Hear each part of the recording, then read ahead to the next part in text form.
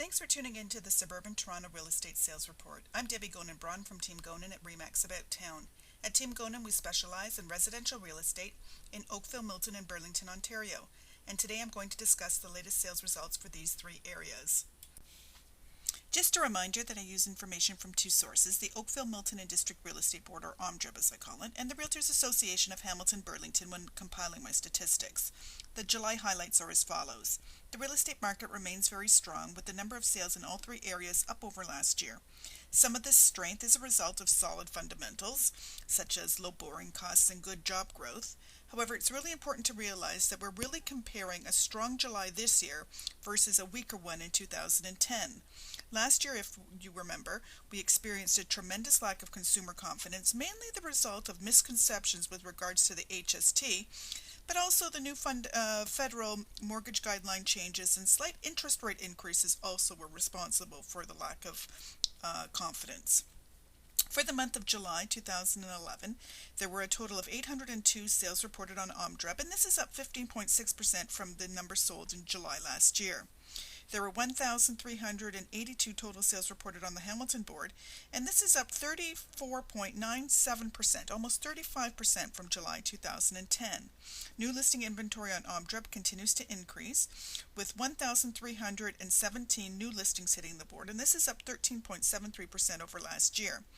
The number of new residential condo listings that were reported on the Hamilton board for July was 1,641, and this is up 23.75% over the same period last year. The average and median sale prices in both Oakville and Burlington are up year over year, and some are in fact amongst the highest seen since 2008. The average sale price in Milton is down slightly over last year, even though it is the highest seen so far this year, and the median price is definitely up over 2010. We are definitely experiencing a strong real estate market, and I'll discuss what type of market it is in my conclusions. I've used charts to compare results for each town and city. Again, just a reminder that I'm not only comparing this year's results to last year, but I'm also reviewing those back to 2008. In the charts, you'll see that the blue color are sales in Oakville in 2008, the gold those in 2009, the red 2010, and the green are for this year. For July, the results show that residential sales in Oakville were $281, and this is up 47.9% from last year.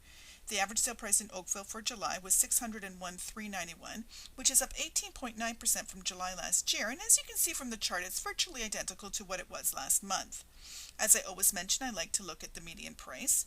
To me, it's a true indicator of price. It's a number that sits right in the middle of all sales, so it isn't skewed by one or two really high or low sales. The median price for Oakville for the month of July was $498, and this is up 11.3% from last year. The number of residential sales for Milton for the month of July was 142, up 37.9% from July 2010. Milton's residential average price for July was $422,712, and this is surprisingly down 3.2% from last July, even though it is the highest we've seen so far this year, as you can see from the chart, but it's also the highest we've seen since 2008. The median price for Milton has once again broken the $400K mark, coming in at $407,500 for the month of July, and this is up 7% year over year and is the highest we've seen this year, plus the highest since 2008. Burlington saw 312 residential sales take place in July, and this is up 8.3% when compared to July 2010. The average sale price in Burlington for July was a whopping $445,248, and this is up 16.1% from last year. And as you can see from the chart, it's the highest we've seen both this year and since 2008.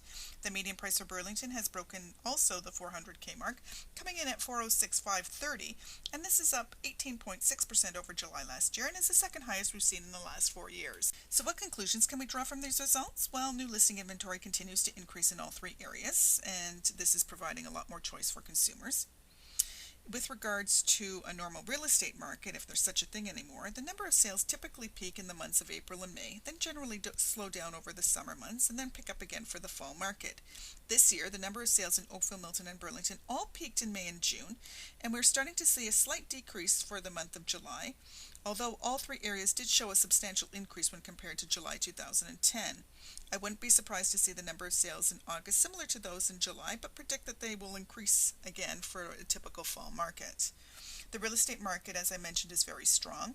The average and median sale prices in both Oakville and Burlington are up considerably over last year, and in fact some are amongst the highest we've seen since 2008.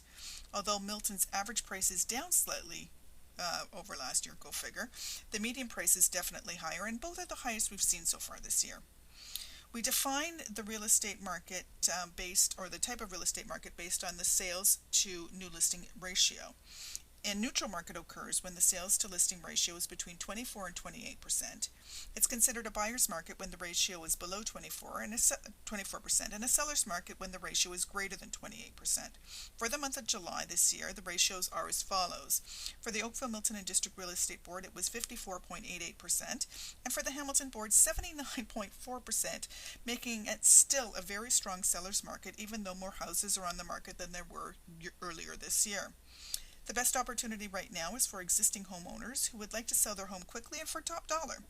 This is obviously great news for sellers, but please keep in mind that if you're a move-up buyer, or if you're simply looking to buy another home, then you will most probably experience multiple offer situations when trying to buy that home. It's therefore really critical that you have lots of patience and obviously a knowledgeable and experienced real estate sales representative working for you. What to do next? Well, if you're a buyer that's looking to buy a home within the next few months, I would recommend that you attend one of our latte and learning sessions where we offer free home buyer workshops. It's critical that you understand what the market is doing and what advantages there are for you. Not only will you have a great cup of coffee, but at the workshop you'll also learn about the entire buying process as we discuss all the details from start to finish, and we have presentations by all sorts of people involved in the process.